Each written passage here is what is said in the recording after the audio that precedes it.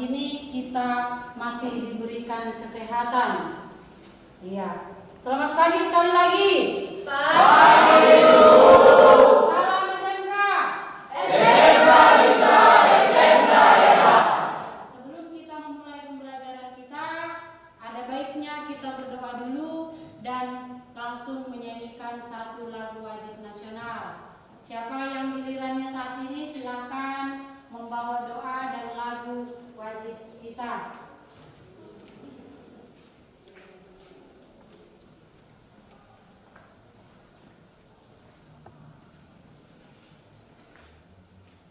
Sebelum kita belajar, mari kita berdoa menurut agama dan kepercayaan kita masing-masing. Berdoa dimulai.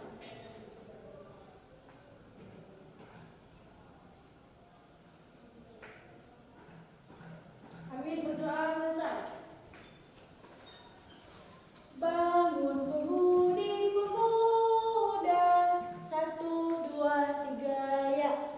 Bangun pemudi pemuda Indonesia.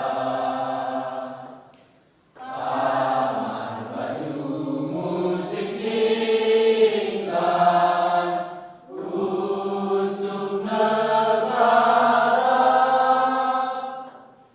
Masa yang akan datang, kewajiban mutlak menjadi tanggunganmu terhadap nusa. Menjadi tanggunganmu terhadap nusa. Sebelum kita memulai pembelajaran kita, Ibu absen dulu kehadiran siswa kami. Yang pertama, Andre Damanik, Chris Idola, Daniel Bernando, Elias Ganda, Eva Rosari, Fitri Rodearni, Frans Sinatra Ginting, Grace Windasari, Joyce Diva Tantri, Resmi Nauli, Patrick Jessica, Indra Jan Albertson, Rafli Sanjaya, Ria Natalia. Iya, dari semuanya 2 orang yang tidak hadir dalam keadaan sakit. Dan ingat apa materi kita yang minggu lalu? Tentang peran lembaga penegak hukum. Iya. Saat ini materi kita tentang dinamika pelanggaran hukum, poin yang berbagai kasus pelanggaran hukum. Jadi tujuan dari materi pembelajaran kita hari ini yaitu yang pertama, menyusun hasil analisis berbagai kasus pelanggaran hukum. Yang kedua, mempresentasikan hasil analisis berbagai kasus pelanggaran hukum dengan baik. Ya, nanti setelah diskusi kalian akan mempresentasikan kasus-kasus yang sudah kalian dapatkan. Ya. Sekarang kita masuk pada materi kita, dinamika pelanggaran hukum. Yang poin berbagai kasus pelanggaran hukum. Ya. Tentunya semua kalian sudah tahu apa itu pelanggaran. Melawan. Iya, Joyce bilang pelanggaran itu melawan, Bu. Iya, dari sini pelanggaran hukum itu disebutkan adalah perbuatan yang melawan hukum. Kedua penyebab terjadinya pelanggaran hukum. Yang pertama, pelanggaran hukum oleh si pelanggar sudah dianggap menjadi kebiasaan. Contoh, dia sudah sudah menjadi kebiasaannya membuang sampah sembarangan. Jadi hidup di lingkungan yang banyak sampah pun sudah nyaman. Apakah membuang sampah sembarangan itu tidak melanggar aturan? Iya, benar. Yang kedua, hukum yang berlaku itu sudah tidak sesuai dengan tuntutan kehidupan. Ya. Coba kita lihat gambar ini. Iya, di sini ada dua orang tua, ibu dan ayahnya sedang memarahi anaknya. Lihat dulu kondisi anak tersebut. Orang tuanya sudah marah ataupun sudah berbicara, bagaimana ekspresinya?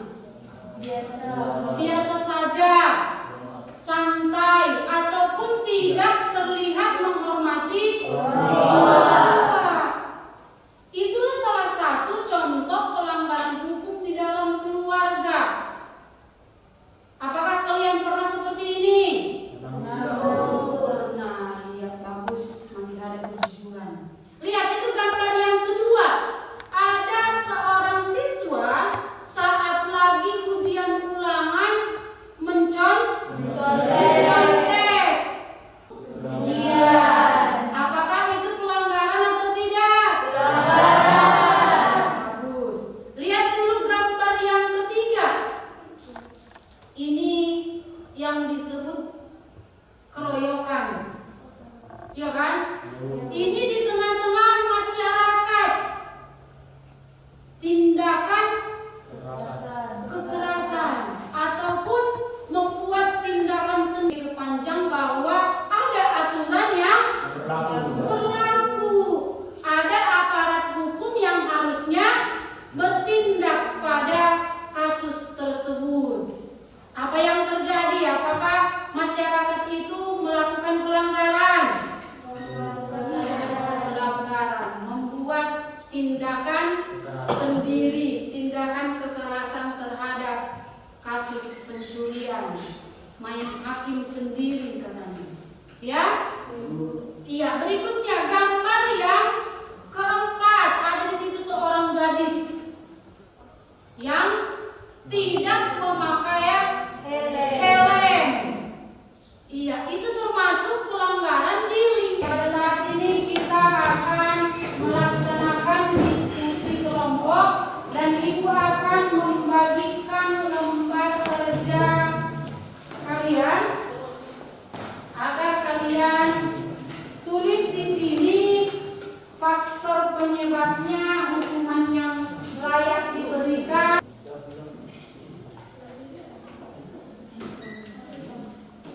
Sudah, silakan maju kelompok yang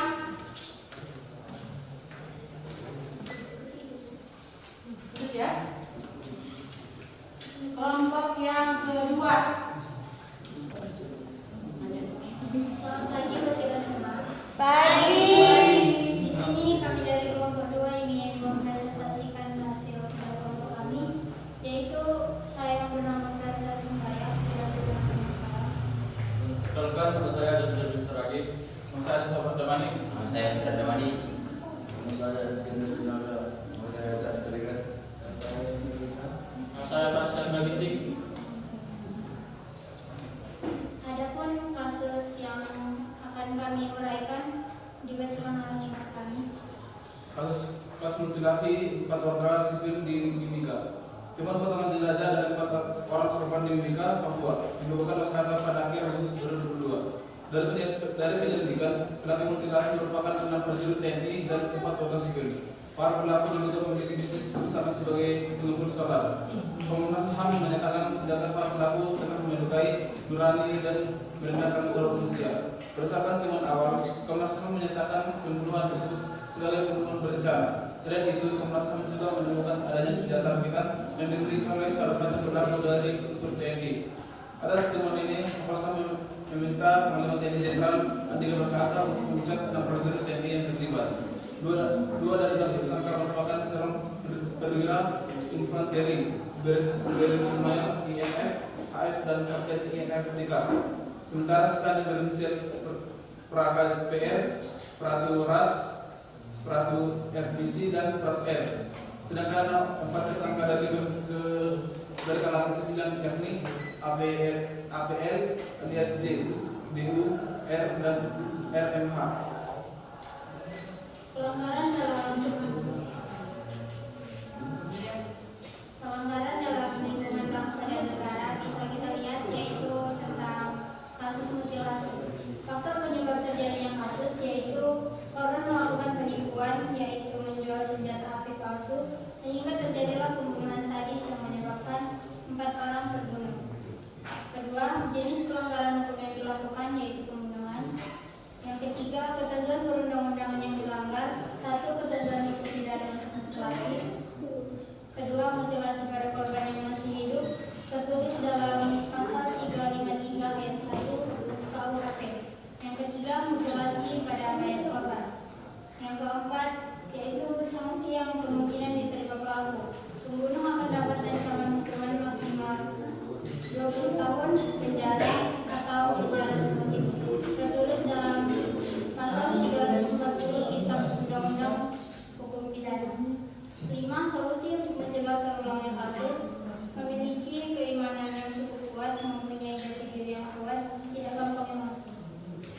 Sekian presentasi dari kelompok 2. Jika ada kesalahan dalam bentuk kata kami minta maaf. Dan untuk pertanyaan, jika ada pertanyaan kami silakan. Kami dari kelompok 1 ingin bertanya kasus nomor 4 tentang tawuran. Apakah di dalam kasus itu ada penegakan hukum yang memberi keadilan? Izinkan kami menjawab. Sekitar 3 miliar. Untuk para tersangka tawuran yang menggunakan senjata tajam akan dikenakan pasal 2 ayat 1 Undang-Undang Darurat Nomor 12 Tahun 1951 dengan ancaman hukuman 10 tahun penjara. Berikan A+ dulu kepada kelompok 2 yang dapat mempresentasikan semua dari kasus yang mereka ambil. Tepuk tangan. Iya. Dari kasus yang kalian ambil ada 4 kasus dan semuanya dapat kalian jelaskan. Maka Ibu berikan kalian nilai 98. Oke. Dan hasil presentasinya dikumpulkan dan menjadi proyek pertanggungjawaban Ibu. Semuanya.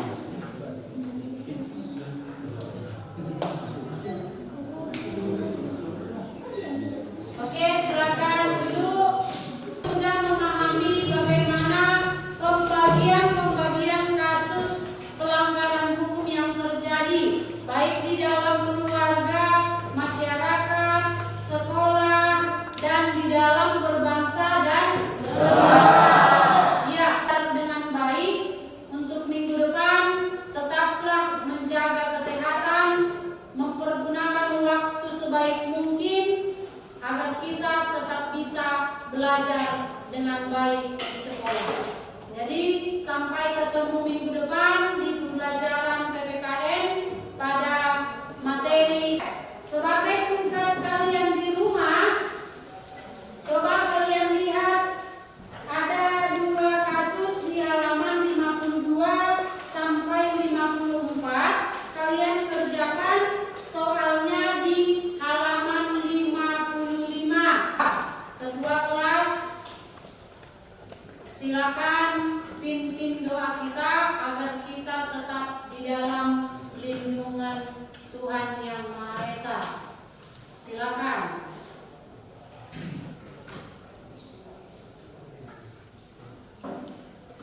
Sebelum kita mengakhiri kesempatan pelajaran kita pada hari ini, ada baiknya kita berdoa menurut agama dan kepercayaan kita masing-masing.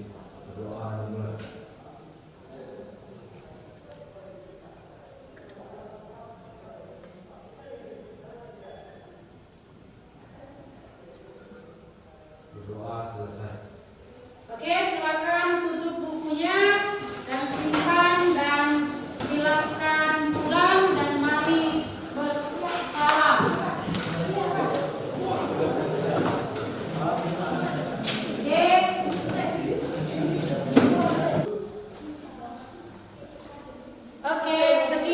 saya Ria Esmeralda Saragi dalam pelaksanaan PPL praktik pembelajaran di siklus yang ketiga, dan akhir kata saya ucapkan terima kasih.